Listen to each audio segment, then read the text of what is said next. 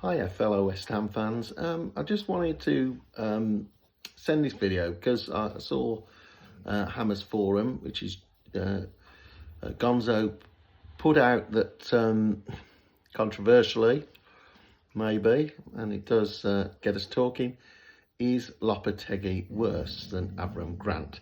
So if we look at Avram Grant's record, he actually came in the start of the season 2010-11.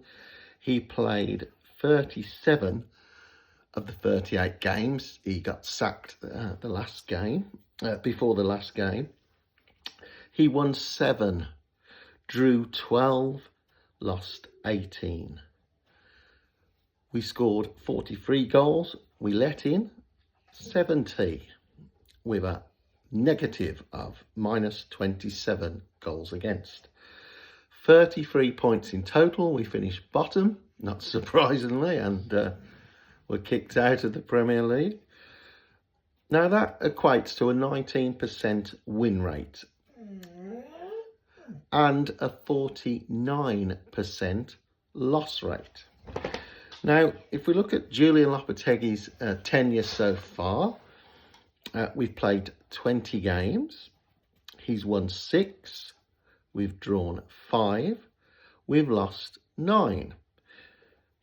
We've scored 24 goals. We've let in 39, and that's a negative goals against of -15. Now that we've got a total of 23 points. He's still got 17 more games to go on Avram Grant, and we're only 10 points off that 33-point record, that 33-point total. So I think, I'm pretty certain he will make that, beat that at least. Now his win rate currently is 30%, so he's running currently 11% more than Avram Grant. And the loss rate is very similar, 45%. It's just slightly less than Avram's loss rate.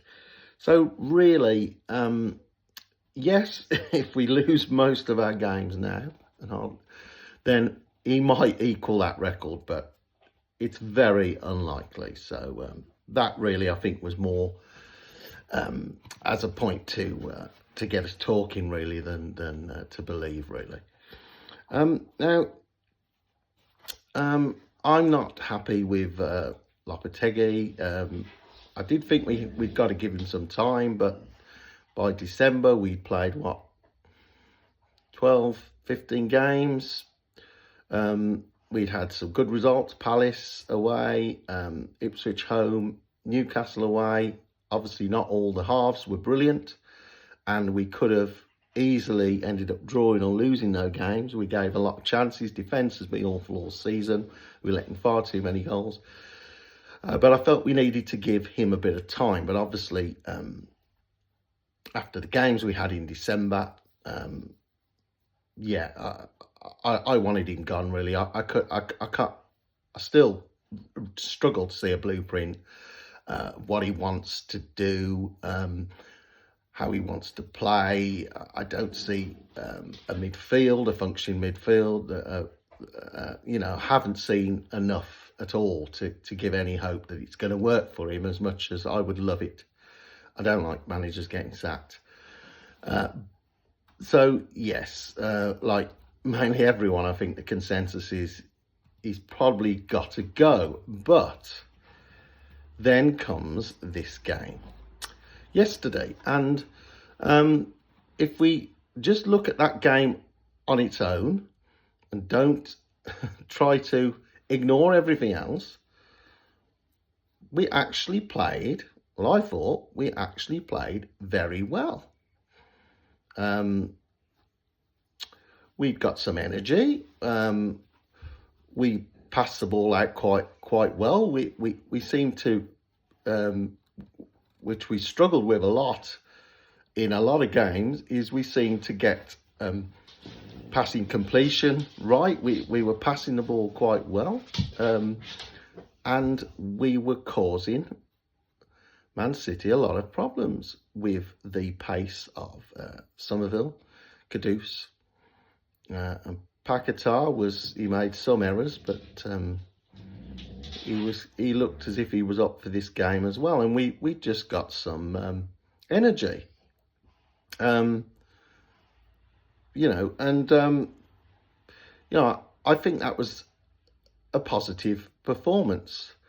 And just out of interest, because obviously Lopetegui succeeded David Moyes, and I think most of us will have to admit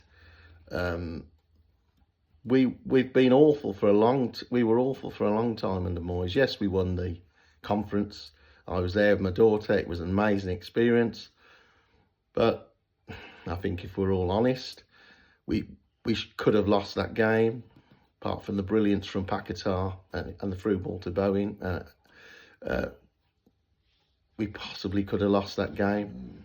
And we hadn't been good that season. And then the final season under Moyes, we were awful. And whereas the saving grace with Moyes before was defensive, we were better. We were always okay. We weren't last season, and we just were not attacking either. So it was just god awful. Now, a lot of it this season has been similar, and that's why a lot of people have said the Spanish version of Moyes. But looking at this one game in context, I'm just going to compare the games that David Moyes played at the Etihad when he was manager the second time. So he played 4 games in all during his second management term at West Ham. And if we look, we lost all of them. The scores range from, I don't know, there were 3 or 4, some of the goals Man City got against us. We got the odd goal, I think. But this is the away games at the Etihad. Now, February 2020, we had 3 shots in total, and we didn't have 1 shot on target, which was a pretty bad stats. 22% possession. So that is parking the bus, isn't it? And a passes total of 254. In February 2021, we had 9 shots in total, of which 3 were on target. A 36% possession and 394 passes. In November 2021, we had 5 shots, 3 of which were on target, a 31% possession and 330 passes. May of 23, we had 6 shots, 2 of which were on target, a 31% pass rate and 327 passes. 31% possession. May 2024, we had 3 shots on target and 3 shots and 2 of which were on target, a 28%, and obviously another very poor possession stat, 28%, and 307 passes on target. Now, okay, Lopetegui's only played 1 game away on Saturday to Manchester City, but if we look at that game and the stats of that game and compare them to David Moyes, who was our previous manager, they are a big improvement. In the game on Saturday, we had 17 shots. Yes, 17. Now, I know Man City are nowhere near the quadruple winning team they were. They're there's shadows of that, and they've got a long way to go. But I still don't think they're a damn awful team, and at home, you know, they're still capable of playing well and having a lot of possession. Now, we had 17 shots. Now, be interesting to see. I'll have to start looking at the stats of teams that play City, particularly teams in our position. I don't think you'll get any of those have as many as 17 shots at City's defence. So that shows we had some intent there. And if you watch the game, we did. And 4 of those shots were on target, including Fulkrug's goal, of course. Now, that equated to a possession rate of 44%, which is 8% more than the best possession stats of David Moyes. And 433 passes were completed. Over 106, I think, than more than David Moyes' best pass rate. So, yes, there's a long way to go. There's a lot of improvement to make. But I saw, you look at that one game, I thought that's probably some of the best football, free-flowing football and passing football that we've actually played. So let's see.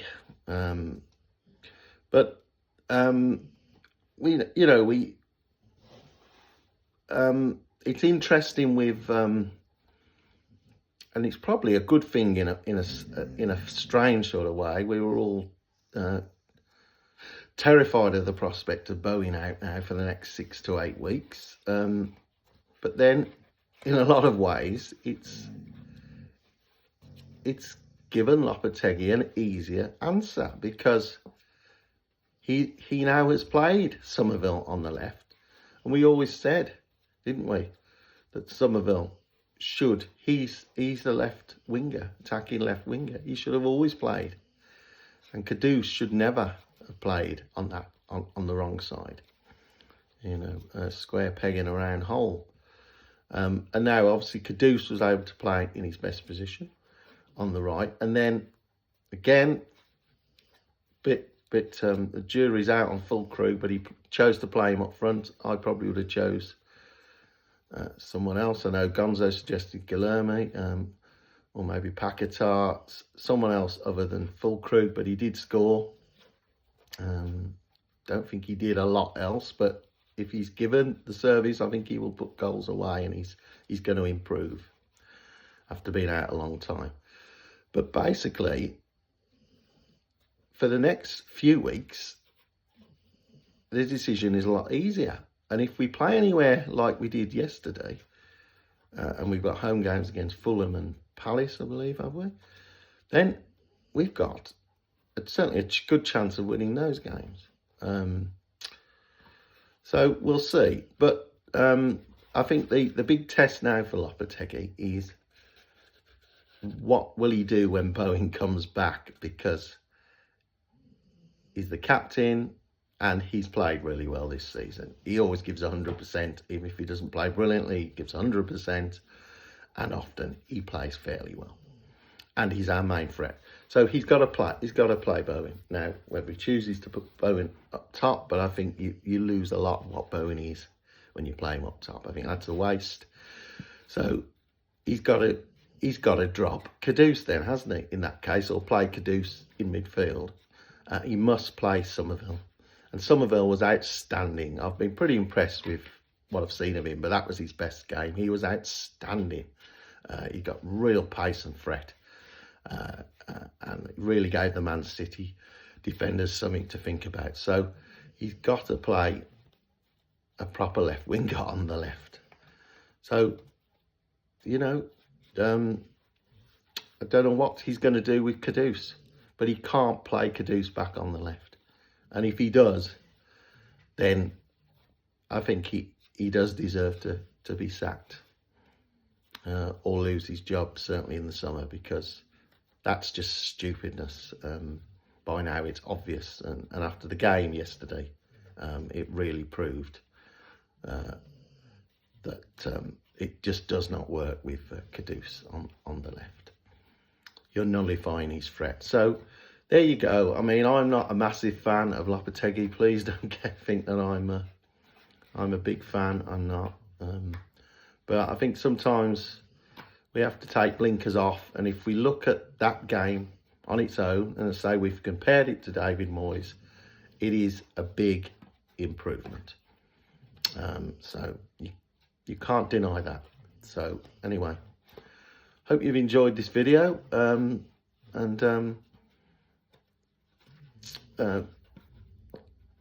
You know, greetings to all my fellow Hammers fans, and good health and happiness, and I'll maybe see you again on another one. Cheers. Come on, you Irons.